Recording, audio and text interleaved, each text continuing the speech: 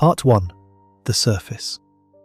On Sunday night, August 12, 2018, Shannon Watts tucked her daughters into bed at their home in Frederick, Colorado, kissed them goodnight, and left for a work trip to Arizona. Bella was 4, Cece was 3. Shannon was 15 weeks pregnant with a boy they had already named Nico. She had a doctor's appointment Monday morning, a gender reveal party coming up, and Bella was about to start kindergarten. By the time she returned home early Monday morning, she would be gone within hours. So would both of her daughters. So would Nico. Shannon Catherine Ruzicek was born on January 10, 1984, to parents Frank and Sandra Ruzicek in Aberdeen, North Carolina. She grew up alongside her younger brother Frankie in a small and close-knit family, and from an early age she stood out as a go-getter. Her friends and family described her as someone who, once she set her mind on something, did whatever was necessary to accomplish it, a drive she carried through every phase of her life. Around the age of 18, Shannon entered her first marriage, which lasted roughly 6 years before ending in divorce. She later reflected on how, despite the pain of that experience, she grew from it and came out stronger. That resilience defined her, because she consistently learned from hardship, adapted to her circumstances, and kept moving forward, a pattern that repeated throughout her life, including during some of her most difficult moments.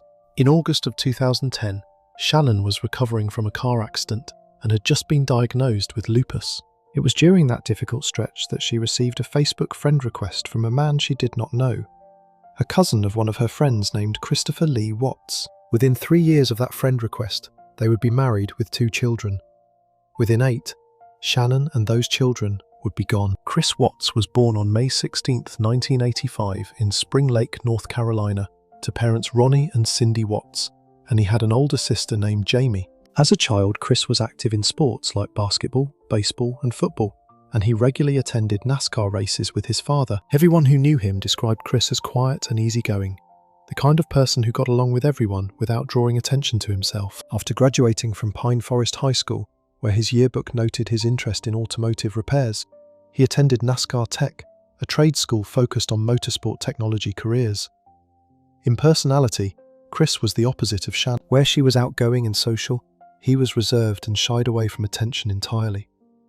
He had not dated throughout high school, which made Shannon his first serious relationship lasting longer than 6 months. After meeting Chris on Facebook, Shannon fell in love with the platform itself, and it became her primary means of connecting with friends and family. She became a frequent poster, chronicling her battles, triumphs, and everyday life, so that people close to her could keep up with everything that was Shannon. From the outside, the Watts family looked like every other young family on Saratoga Trail. What was happening inside was something else entirely. After nearly 2 years of dating, the couple decided to move to Colorado. In 2012, Chris arrived first, staying in the basement of a family Shannon had previously worked for as a nanny back in North Carolina. Shannon joined him a couple of months later, and they remained there until their new home in Frederick, Colorado was finished being built. They married on November 3, 2012, back in North Carolina. Chris's parents, Ronnie and Cindy, did not attend the wedding. According to Cindy, she and Shannon could not get along. That absence set a tone that would define the relationship between Shannon and her in-laws for years. The couple moved into their 5-bedroom home in Frederick and began building the life they had imagined together. Chris found work as a mechanic at a local Ford dealership, and Shannon joined him there as a salesperson. It did not take long for them to start growing their family, as by February of the following year, 2013, Shannon was pregnant with their first child. Bella Marie Watts was born in December 2013, and less than 2 years later, in July 2015, their second daughter, Celeste Catherine Watts, arrived. The family lovingly called her Cece, and 2015 turned out to be a major year for the couple beyond Cece's birth. That same year, Chris landed a new job as a field coordinator at Anadarko, a local oil and natural gas drilling company. Shannon was working at a call center at a children's hospital. Together, they earned roughly $90,000 per year. It was not enough. They had accumulated over $70,000 in credit card debt, student loans, and medical bills, including a $25,000 out-of-pocket expense for neck surgery Shannon required, along with 2 years of regular doctor visits to get the girls properly diagnosed. They filed for bankruptcy in 2015. The bankruptcy was a setback, but Shannon and Chris kept going. They had no idea that the real fracture in their marriage had nothing to do with money. At the start of 2016, Shannon joined Lavelle, a multi-level marketing company that sold vitamin-infused patches, and she thrived in the role. Her natural charisma and caring personality made her a top producer, earning vacations, allowances, and according to both Chris and a close friend, a substantial income. She once posted about the company paying her a monthly automobile bonus, and both on social media and in real life, Shannon appeared genuinely happy, something her friends and family consistently confirmed. Those same friends and family, without exception, knew Chris to be a kind, quiet, and loving husband and a dedicated, doting father. Both parents adored their children and were raising them to be confident and caring. Shannon posted a video in 2018 reflecting on their relationship, saying that 8 years later, with 2 kids in Colorado, Chris was the best thing that had ever happened to her. Shortly after that video, Shannon learned she was pregnant again and shared the moment with Chris on Facebook. He appeared happy. Shannon had already picked out Bella's kindergarten backpack. She was planning everything. None of it would happen, but the life Shannon was building on social media was about to collide with a secret Chris had been keeping from everyone. Part 2. The disappearance. Shannon had been away for the weekend on a work-related trip to Arizona. Chris stayed home with the 2 girls.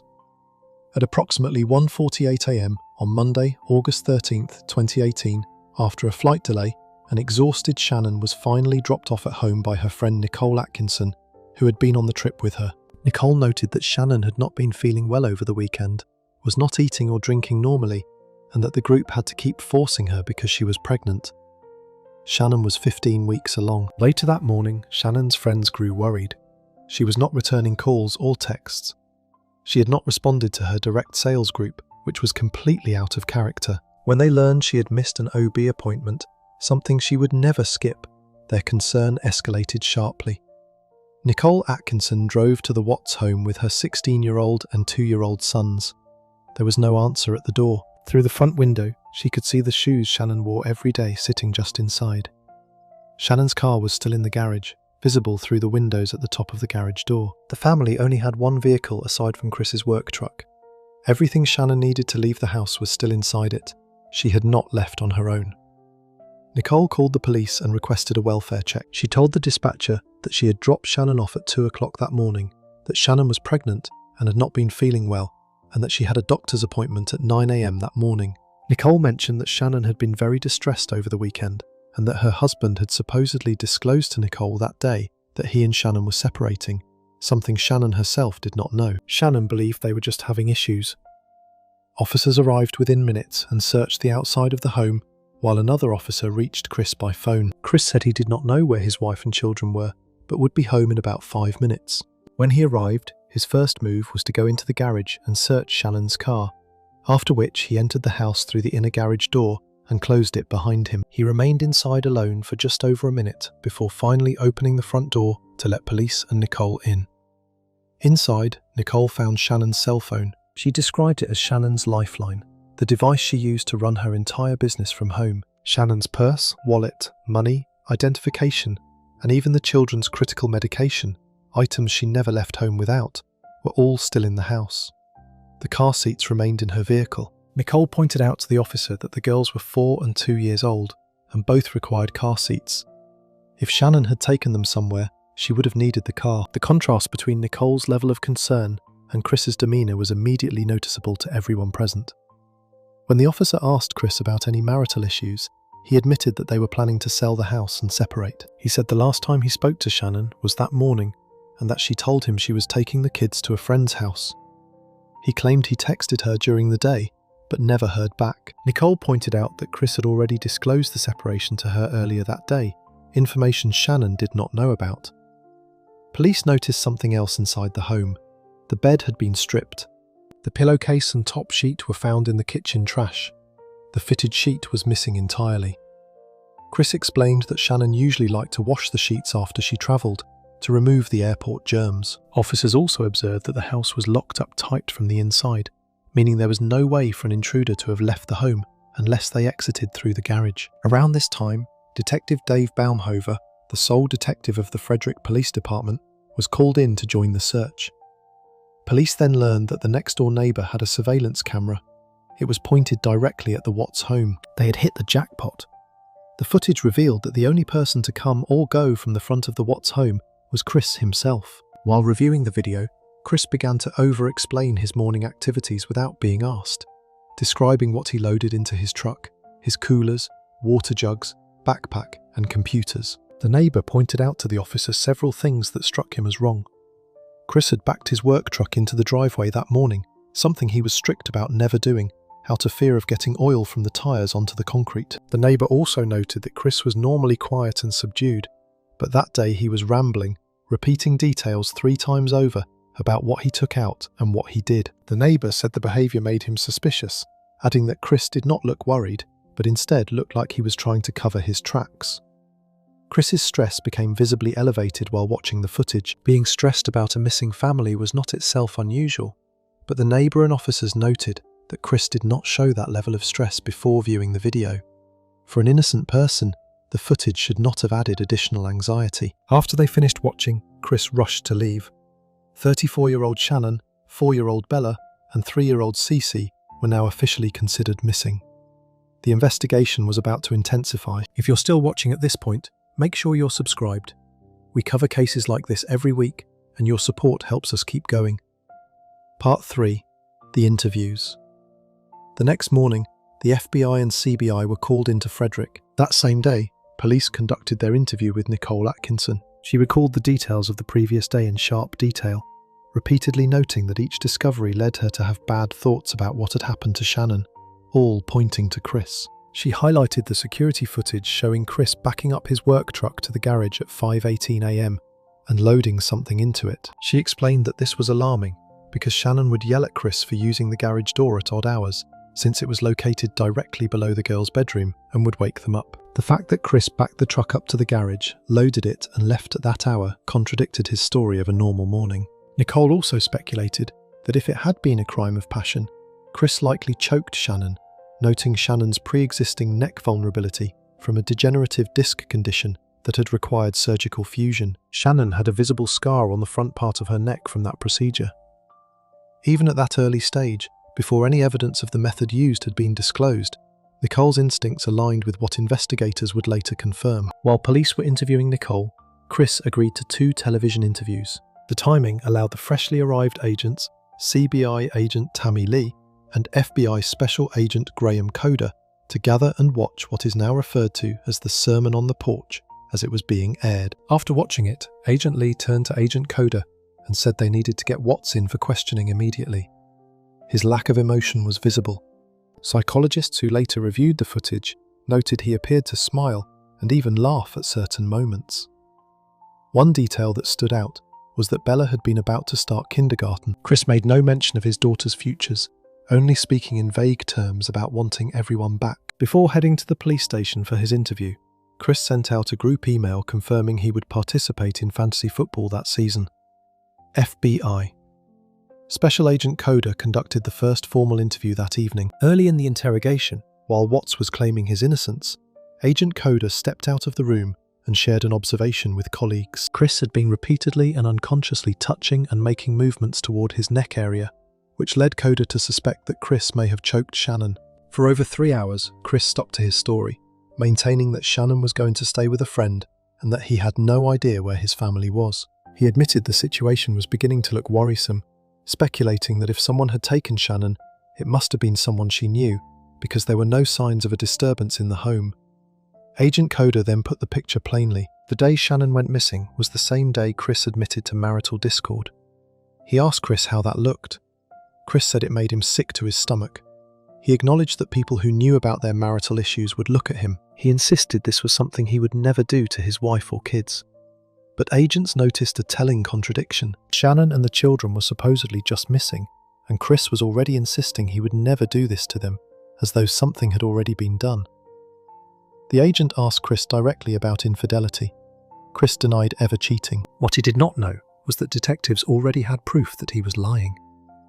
Earlier that morning, the head of security at Anadarko had alerted police that the company discovered email evidence of a possible affair between Chris and a co-worker. Shortly after that, the co-worker herself, Nicole Kessinger, came forward to police, claiming she wanted to share what she knew about Watts. While Chris was being interviewed at the station, Police were simultaneously interviewing his mistress across town. During her first interview, conducted in a park, Kessinger downplayed her relationship with Chris, saying it was not that serious, and that he was more into her than she was into him. According to Kessinger, Chris had told her he was separated and at the end of divorce proceedings. After the disappearance, she learnt Shannon was pregnant and that Chris had lied about it, which made her question what else he might have concealed and whether the missing family was safe. Back at the police station, after nearly 4 hours of questioning and no probable cause to hold him, investigators let Chris go for the night. Agent Coda told Chris he was the person Chris could talk to and that he would not judge him. That evening, Chris received a follow-up call from an officer. During that call, while he maintained that he had not cheated, he suggested that it was possible Shannon may have been unfaithful. It was a deliberate redirect. Before we continue, hit subscribe if you appreciate deep dives into cases that don't get the attention they deserve. Part 4. The Polygraph and Confession. The next morning, Chris's father, Ronnie, flew into Colorado to support his son, and the two of them drove to the police station together. Before the polygraph began, CBI agent Tammy Lee explained the process. She told Chris there were only 2 ways to fail. The first was to not follow her instructions, and the second was to choose to lie. She added that it would be really stupid for him to sit in that chair if he had anything to do with the disappearance. Agent Lee also used several psychological tactics leading into the test, telling Chris that right now only one person in the room knew the truth, but in about 5 minutes there would be 2. During baseline testing, Agent Lee asked Chris to deliberately tell a lie so the machine could register what deception looked like for him. His lies were so obvious that she had to turn down the sensitivity because the readings were going off the page. She told him he was a terrible liar, which she framed as a good thing, reassuring him that an honest person would have no problem passing. For polygraph tests, someone is considered dishonest if they score a -4 or below. Chris Watts scored a -8. Investigators said the result was shockingly low. Agents confronted Chris with the results. They told him it was completely clear he had not been honest. Agent Lee pointed out that in 2 days, Chris had not shed a single tear over his missing wife and daughters. She said most parents who lose sight of their child for even 10 seconds begin to panic, and that she had not seen any of that from him. Chris insisted he loved his girls, and that his lack of tears should not be interpreted as a lack of care. Agent Lee pressed him, asking how he could claim to have been crying with Shannon over their separation, but could not shed a single tear for his missing children. Agent Coda took a different approach, acknowledging that Chris had lied about something else, the affair. When Coda said the words, "I know," he was sending a deliberate message to Chris, signalling that he might know not only about the affair, but potentially much more. Chris broke down and admitted to cheating on Shannon, calling himself horrible for doing it while she was pregnant. Agent Lee then used a strategy designed to offer Chris an escape. She began blaming Shannon, asking whether Shannon had done something to the children, whether Chris walked in and found her hurting them and felt compelled to act.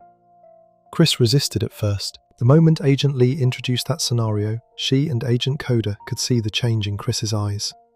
They stuck with it. Chris himself would later acknowledge that he had not thought of blaming Shannon before that moment, but the agents had handed him the blueprint. The believability of that scenario, however, was highly flawed. In reality, when faced with such a scenario, most parents would call police and try to revive their children, not harm their spouse and then hide all 3 bodies. The agents offered to bring Chris's father into the room. Chris agreed, eager to speak with him. Once alone with his father, Chris told Ronnie that investigators knew about the affair.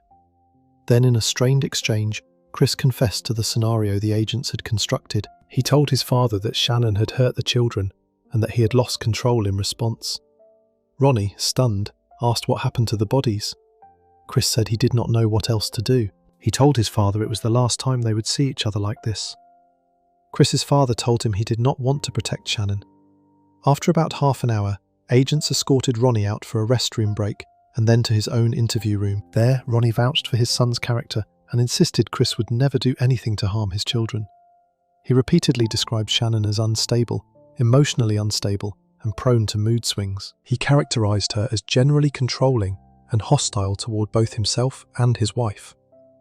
These descriptions would later mirror the language Ronnie and Cindy used during their public media appearances defending their son. Agents returned to Chris with an aerial photograph of the worksite. It had been taken that very day by a drone, while Chris was failing his polygraph. investigators had obtained GPS data from Chris's work truck. It pinpointed his location on the morning of the disappearance at a remote oil site called Survey 319. Physical and drone searches had already revealed the missing fitted sheet from the couple's bed, along with freshly moved dirt consistent with a shallow grave. During one of the pauses in the conversation, Ronnie had shared with the agents a strange photo that he said Shannon had posted to her Facebook page 2 days prior. It showed a baby doll on the couch, covered with a sheet. Ronnie claimed Bella would not have taken such a photo. Agents asked Chris about it, but this said he did not remember. In reality, as would later be revealed, Chris had taken the photo himself and sent it to Shannon. Agents asked Chris to mark the drone photograph with the locations where he had disposed of each body. He marked S for Shannon, B for Bella, and C for Celeste. The reason Chris had been so reluctant to reveal the locations became clear when agents learned where the girls' bodies were. He had disposed of his daughters inside 2 massive tanks of crude oil, an environment so dangerous that even trained engineers in hazmat suits could only survive inside for a few minutes due to the fumes. When Agent Coda suggested that a co-worker could help guide investigators to the exact locations so Chris would not have to return, Chris became more emotional and passionate than he had been at any point in the process, including when discussing what happened.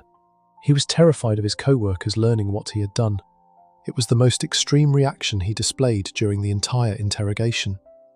Agents pressed Chris further, asking whether the cause of death for the girls would come back to him. They pointed out that when the bodies were recovered, the diameter of someone's hands and fingers would be visible on the girls' necks. Chris maintained that Shannon was responsible. The agents tried to appeal to his decency, telling him they would hate for Shannon to get a bad reputation if she had nothing to do with it. Chris would not concede. He was asked directly if he was comfortable with the public knowing that Shannon harmed her daughters. He said he did not hurt the girls. Agent Lee responded that he also did not save them. Chris acknowledged that made sense, but offered nothing more. Chris Watts was arrested that evening. He was fired by Anadarko the same day. Within 2 weeks of his arrest, as part of a plea deal in which prosecutors agreed not to seek the death penalty, Chris confessed to what he did to his daughters as well. Make sure to subscribe before the next section. Trust me, what comes next is even more disturbing than what you've already heard.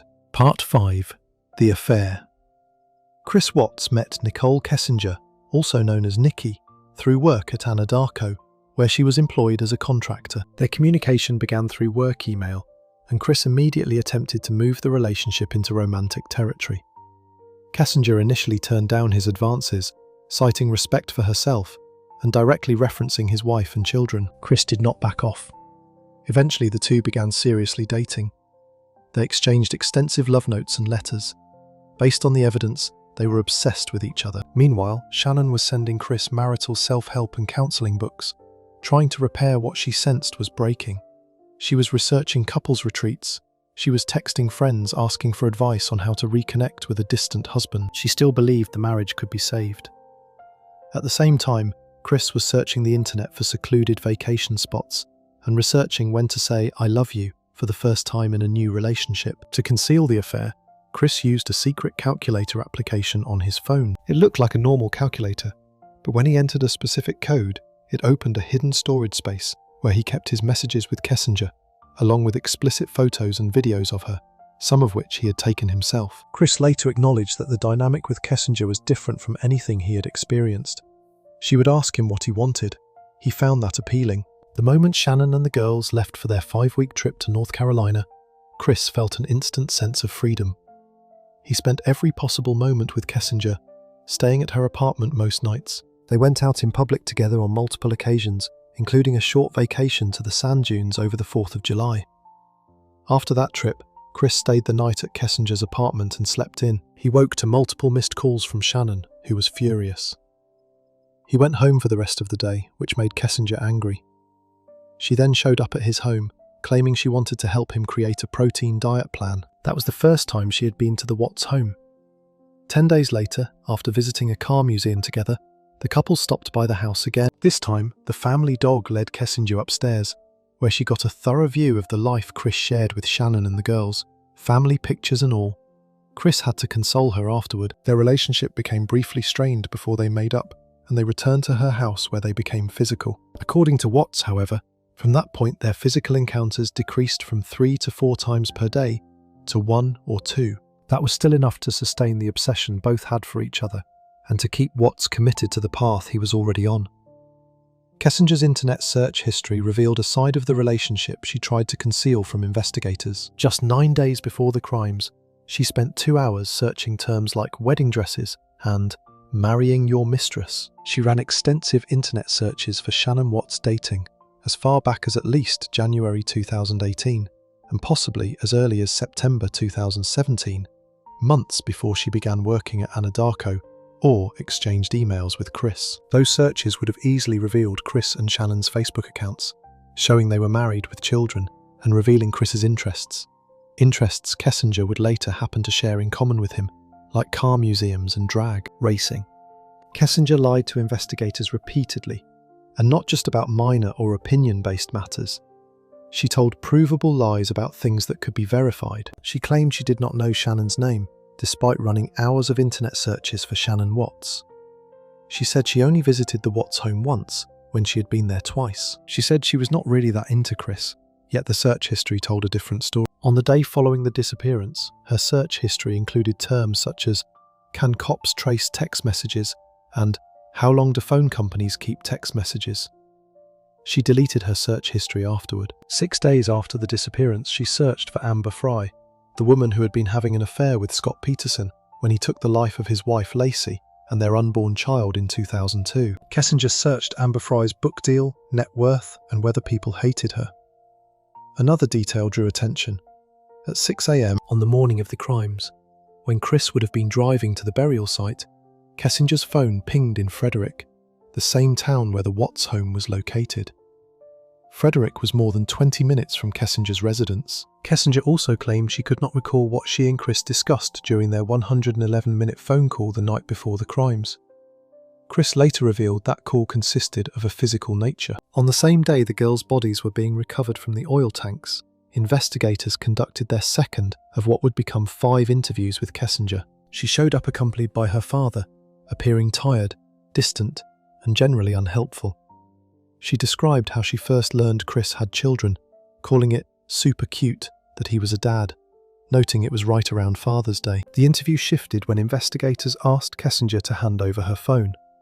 Prior to showing up, she had already deleted every text message, call log, photo, and video connecting her to Chris. She had also deleted his contact entirely and told him to do the same. Much of that data was never recovered by law enforcement. When pressed about why she deleted everything, Kessinger claimed she was grossed out by Chris after learning he had lied about Shannon's pregnancy. She said the hurt made her delete it, and the lies made her start questioning everything else. She framed the deletion as her way of kicking him out of her life. Investigators asked her directly whether the deletion was motivated by anything harmful to her or to Chris. She denied it. That poor memory of the phone call and the pattern of deletions may simply have been Kessinger trying to save face from the embarrassment of the affair, but the combination of lies, deleted evidence, and suspicious search history left followers of the case unsatisfied. As of the time of the original reporting, public speculation about her level of involvement continues, despite law enforcement's official position that she had no prior knowledge of the crimes. Part 6. The Unraveling.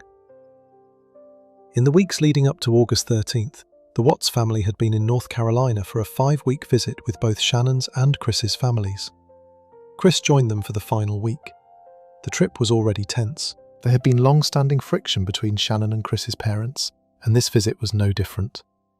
The conflict reached a breaking point when Chris's mother served Cece ice cream containing peanuts. Cece was dangerously allergic to peanuts, to the point of needing an EpiPen if exposed. According to Shannon, Chris's sister also laid out an actual bowl of peanuts. Shannon was furious.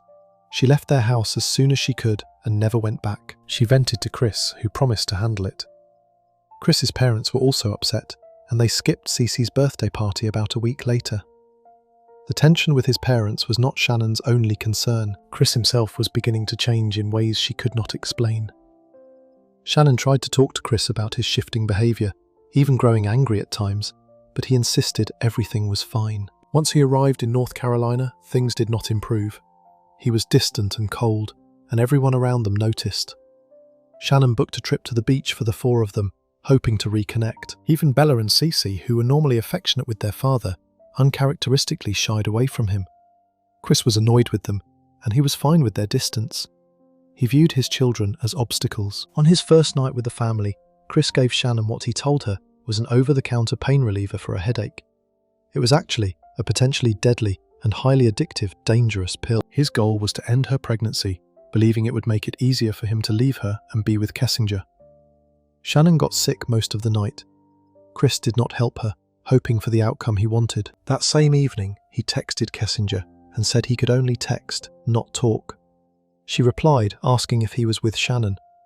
Kessinger was fine with Chris visiting his family, but not with Shannon being present. For the remainder of the trip, Chris avoided all interaction and closeness with Shannon. He would leave the room whenever she tried to be close. Shannon confided in her friend Addie Maloney that Chris had not touched, kissed, or even really talked to her all week. She speculated to a friend about Chris having an affair, but dismissed the idea, saying Chris did not have it in him. The Chris Watts the public saw on television for the first time, fit and composed, barely resembled the man Shannon had met 8 years earlier.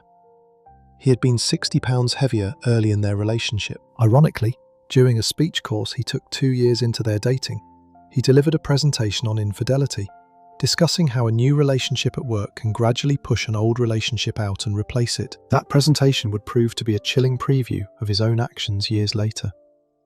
Chris also deleted his Facebook account during this period, cutting himself off from the platform that had been so central to his and Shannon's shared life. Shannon would eventually confirm that Chris was no longer interested in continuing their marriage. There was also the matter of a strange photo that had surfaced during the investigation. Chris had sent Shannon a picture of a baby doll on their couch, covered with a sheet, 3 days before the crime. Shannon replied, saying she did not know what to think about it. She then posted it to her Facebook page, joking about it. Chris was the one who had taken the photo and sent it, yet his father had pushed the image to agents as if Shannon had created it, attempting to characterize her behavior as disturbing. The night before they were set to return to Colorado, Chris told Shannon he was happy with just Bella and Cece and did not want another baby. Shannon was crushed and confused, particularly because they had decided to have the baby together. She told him she did not feel safe with him after what he said about the baby. The trip finally came to an end on August 7th, 6 days before the disappearance. If these stories are helping you understand the darker side of human nature, subscribe to see more cases we uncover. Part 7. The Final Days and What Happened. Back in Colorado, Shannon was scheduled to leave for a business trip to Arizona. She considered cancelling given the tension in her marriage, but Chris insisted she go. He promised they would talk when she returned. In reality, he saw her absence as another opportunity to spend time with Kessinger. Shannon viewed his promise as a sign of hope. Chris even agreed to a romantic weekend together the following weekend. At some point after learning the gender of the baby, they decided to name him Nico. Shannon was well into her second trimester. She left for Arizona that Friday, cautiously hopeful. That hope was short-lived. Just 1 day into her trip, a single credit card charge exposed what Chris had been hiding. On Saturday, 2 days before Shannon would come home for the last time, she noticed a $60 charge Chris had made at a restaurant called the Lazy Dog. It seemed too high for one person's meal. She took to the internet and searched the Lazy Dog menu. The prices confirmed the cost level she had assumed for a 2-person dinner. An hour after the charge alert came through, Chris was still not home, even though the restaurant was only 15 minutes away. Chris had been using gift cards to pay for meals with Kessinger throughout the affair, carefully avoiding any paper trail on their joint finances. For the first and only time, he had run out and was forced to use their joint credit card. It was the only financial slip-up Chris made throughout the entire affair. Kessinger noticed the card and assumed Chris simply did not care anymore about concealing things. By this point, Shannon was certain Chris had fallen out of love with her and was now also convinced he was cheating. She shared her concerns with friends before flying home to Colorado on Sunday night. That Sunday evening, less than 12 hours before he would take their lives, Chris had the girls home from a birthday party and tucked into bed by 7:45 p.m. He texted a co-worker and told him he would go out to the work site, Chervy 319, in the morning, and that there was no need for the co-worker to go. When the co-worker said he had also planned to visit the site, Chris pushed back, insisting there was no sense in both of them going. He ended the text with LOL. That night, he spent 111 minutes on a phone call with Kessinger. Despite his original claim that his actions resulted from a spontaneous fit of rage, Chris later admitted he had been planning what he would do to his family for weeks. The planning was clear in the details. He watched the girls splash around at that birthday party, fully aware of what he intended to do, and when he put them to bed that evening, he recognised it as the last time he would ever tuck them in. Just before 2 in the morning on that Monday, Shannon's friend Nicole dropped her off at the house in Frederick. Shannon walked through the front door. Chris was waiting. Based on letters Chris Watts wrote to an author from prison, the sequence of events on the morning of August 13th began in his daughter's rooms. Before going after Shannon, Chris went to each of his daughter's bedrooms and used a pillow from their beds to suffocate them. He then returned to the bedroom he shared with Shannon, where an argument began. Chris told her he was having an affair, that he did not love her, and that he wanted to separate. According to Chris, Shannon was first hurt, then angry. She told him that if he left, he would never see the children again. He became angry, and what he described as years of resentment toward their relationship came to the surface.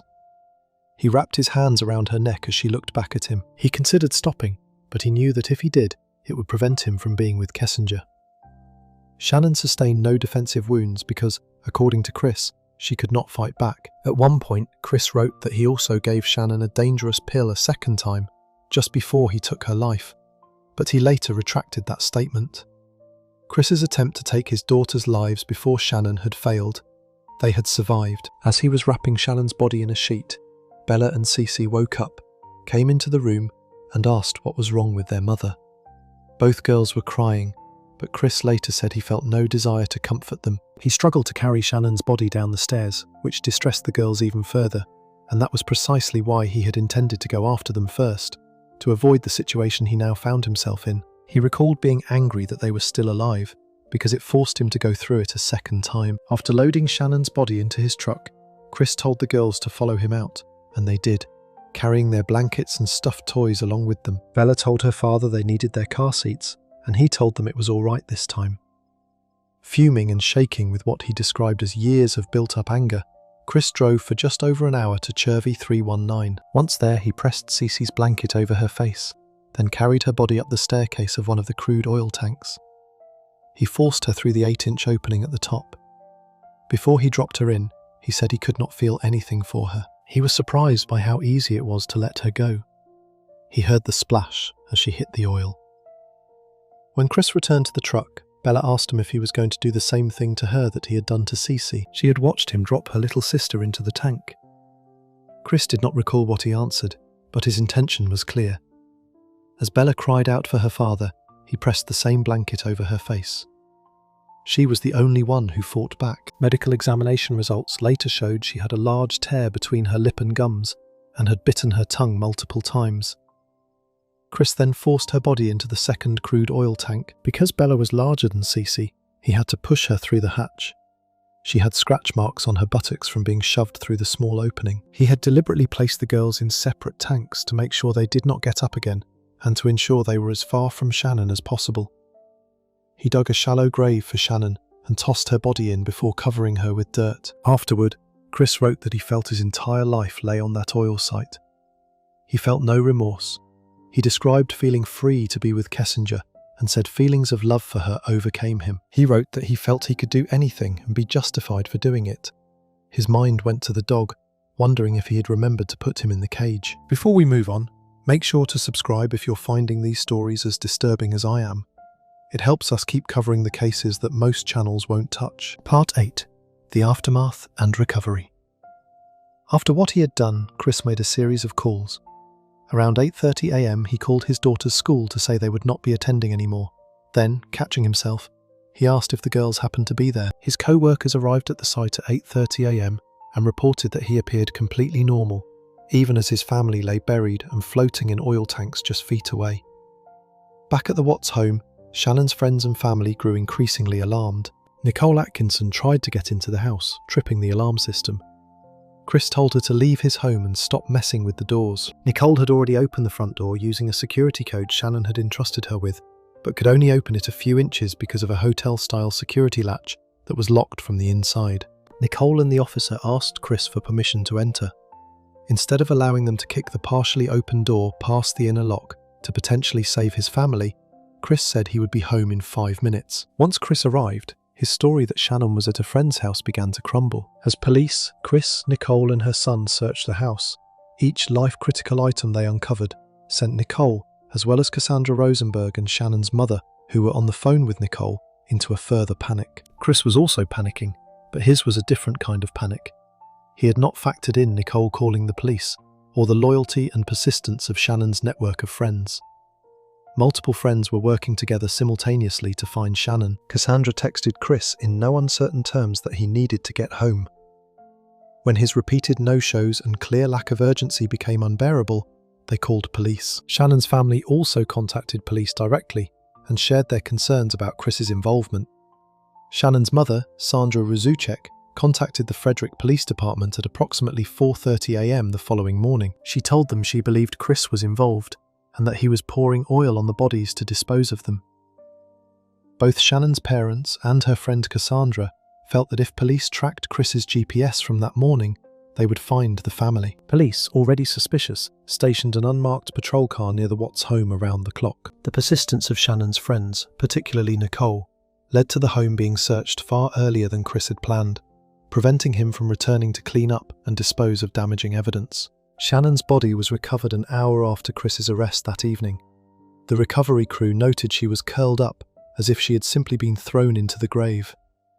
The painstaking process of retrieving the girls' bodies began the following morning. Crews started arriving at approximately 5 a.m.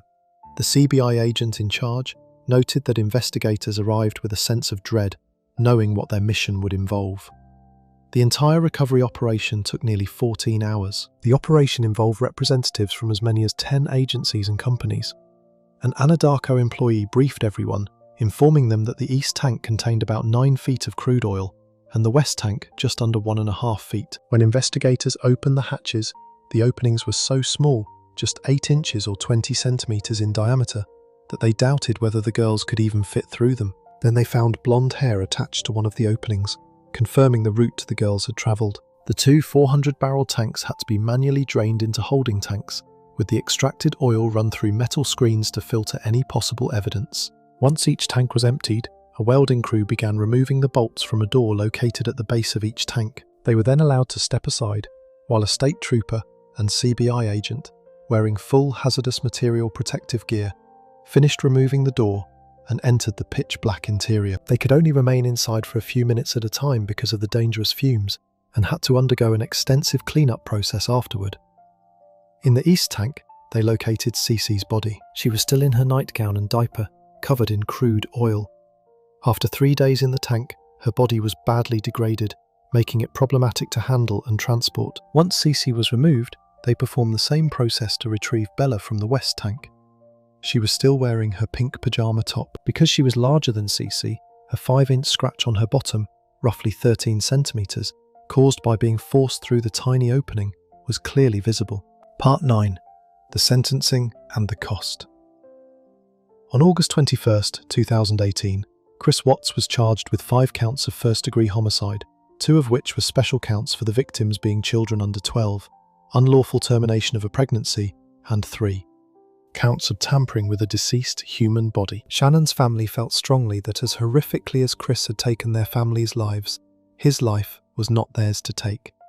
Honouring their wishes, the district attorney's office accepted a plea agreement. Chris would plead guilty to all charges in exchange for prosecutors not seeking the death penalty. Before sentencing, both families were given the opportunity to make statements. The courtroom heard from those whose lives Chris Watts had shattered. The Watts family's attorney first spoke on their behalf, retracting the statements Ronnie and Cindy had previously made in media interviews. In those interviews, they had defended their son and insulted Shannon. Cindy had stated that Shannon was not the right person for Chris, and that the relationship was harmful from the beginning. She said she did not think Chris was someone without empathy or a conscience, and that she wanted to fight for him since he would not fight for himself. Ronnie had said he wanted Chris to not take the plea deal and to plead not guilty to the children's deaths. When asked about the potential backlash of publicly defending a man accused of taking the life of a woman who could not defend herself, Cindy's response trailed off. Their attorney now told the court that the information Chris's parents had at the time was not correct, that they had been misinformed and searching for answers, and were not intending to cause pain. They accepted their son's guilt and acknowledged that he had sought their consent for a life sentence. Shannon's family, the Rootchecks, had responded to the Watts' earlier media appearances by issuing a statement calling their remarks vicious, grotesque, and utterly false. They noted that Shannon was a faithful wife and the most gentle and loving mother in the world to her children. They added that the false statements, however hurtful and inaccurate, would never alter the truth about Shannon, and that her memory and reputation deserved to be protected. The family was fully prepared to do so. The funeral for Shannon, Bella and Cece took place in North Carolina. Because the girls' bodies had been soaked in crude oil for 3 days, they were highly flammable. That meant they could not be cremated. Their bodies also had to be sealed in a special wrap during transport so that gases would not leak out. The resulting larger-than-normal sealed coffins prevented the family from being able to see the girls and say their final goodbyes. Even in death, the manner in which Chris disposed of his daughters denied their loved ones a proper farewell. Shannon's father, Frank, addressed Chris directly, calling him a heartless monster. Shannon's brother Frankie had his statement read by the district attorney. He wrote that Chris went from being a protector and one of the most loved people in the family to someone Frankie would spend the rest of his life trying to understand. Shannon's mother, Sandra, thanked the community, law enforcement, Nicole Atkinson, and the neighbour, Nathan. She told Chris that Shannon had put a crown on his head, but the day he took their lives, God removed it. Chris Watts' own statement was brief. His attorney relayed that Chris was devastated and sincerely sorry, while acknowledging that his words were hollow. The judge stated that in 17 years as a judicial officer, out of thousands of cases, this was perhaps the most inhumane and vicious crime he had ever handled. He said nothing less than the maximum sentence would be appropriate, and that anything less would lessen the seriousness of the offence. Chris Watts was sentenced to 5 back-to-back life sentences without the possibility of parole, 2 additional life sentences, plus 84 additional years. He will never leave prison. The Watts family's attorney also noted that the family supported the Rootchecks' request for a full confession from Chris, and that by giving the opportunity of a life sentence rather than pursuing the death penalty, there would be an opportunity for Chris to be accountable and provide the answers everyone needed. The case did not end with the sentencing. Its consequences continued to ripple outward, affecting everyone it touched. On the day Chris pleaded guilty, the Rootcheck family filed a wrongful death lawsuit against him to ensure he could never profit from the deaths of their family members. The suit was largely symbolic, but they won. Chris was ordered to pay $6 million. Nicole Kessinger was fired from Anadarko. She moved out of her Colorado home and applied for a legal name change in 2020. The Weld County District Attorney stated law enforcement had no reason to believe she had prior knowledge of or involvement in the deaths, but noted that her deletion of all digital communication with Chris had hampered the investigation. Public speculation about her involvement continues. The intense media coverage of the case also drew false claimants seeking their 15 minutes of fame, including a woman who claimed an affair with Chris and a man who claimed to be his former lover. Neither was found credible. Chris was initially imprisoned in Colorado, where he was kept in protective isolation. His fellow inmates knew who he was and what he had done.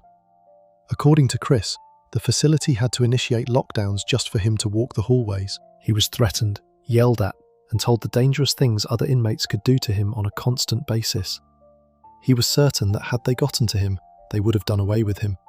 He was an outcast even among criminals. Out of security concerns, he was transferred to Dodge Correctional Institution, a maximum security prison in Warpen, Wisconsin, where he was placed in general population and experienced less harassment. He is described as a model prisoner who does not ask for anything or complain.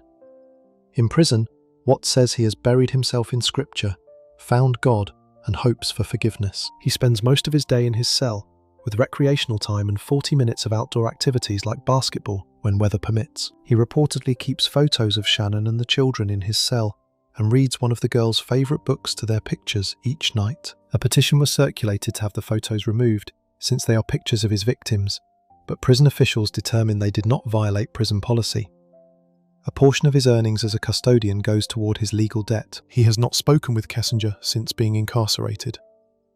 In February 2019, 3 months after sentencing, agents Lee, Coda, and Detective Baumhofer visited Chris in prison. He spoke with them for 5 hours, voluntarily sharing new details about the background, timeline, and specifics of the crimes.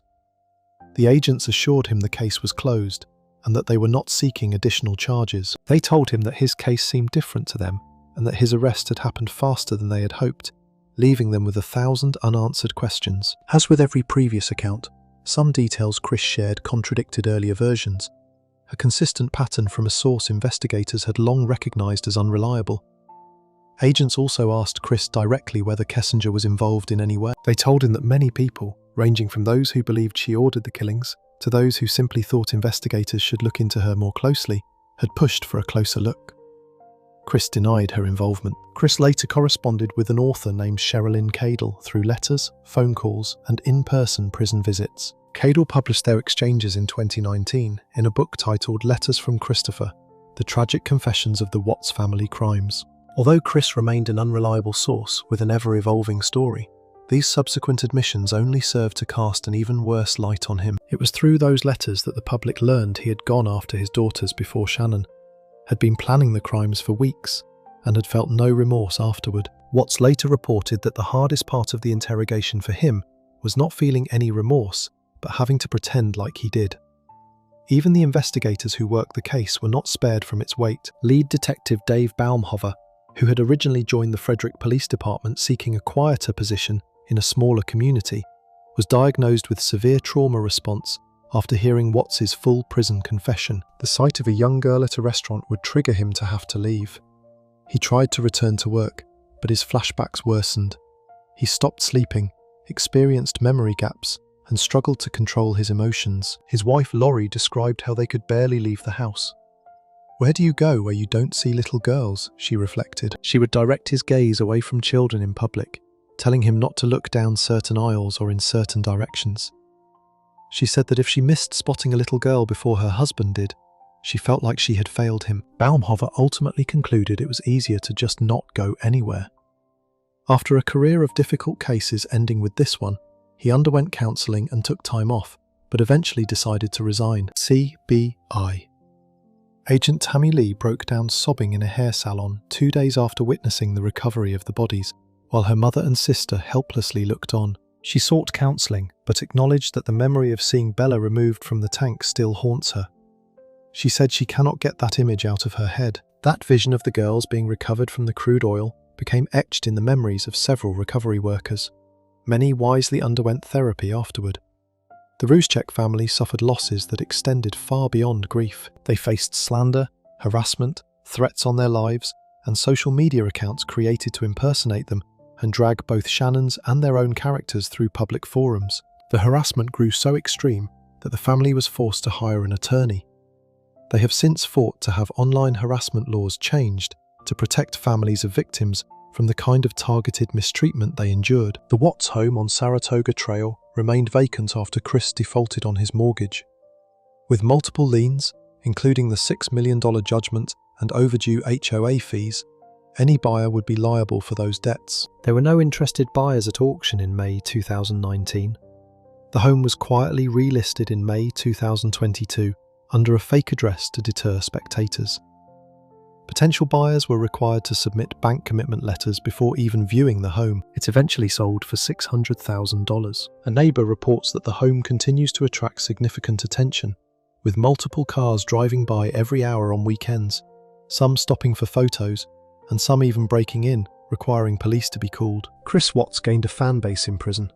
He received a massive volume of letters from women who found him attractive, felt he was misunderstood, and offered their compassion alongside explicit photos. He wrote many of them back, established pen pals, and some turned into prison visitors. That disturbing attention afforded him a status he never earned and never deserved. One of the controversies surrounding the case was the claim that it was unfair to portray Shannon as flawless, with critics citing her social media presence, suggesting she embellished or was controlling. Shannon was not flawless. No one is, but none of those criticisms warranted what happened to her. The notoriety this case brought Chris Watts remains unsettling. A narcissist who previously lived in relative obscurity and never had a serious relationship before Shannon now receives unending attention from scores of women worldwide, affording him practically celebrity status, while his loving, trusting family had all their days taken away from them. Shannon, Bella, Cece and Nico will never have another day. Bella will never start kindergarten. Cece will never outgrow her peanut allergy. Nico will never take his first breath, and Shannon will never post another video telling the world how much she loves the life she built. Their lives were taken by the one person they trusted most, and no sentence, no confession, and no amount of time will bring back what was lost inside that house on Saratoga Trail. If you enjoyed this deep dive into husbands who took the lives of their families, make sure to subscribe. I'll see you in the next video.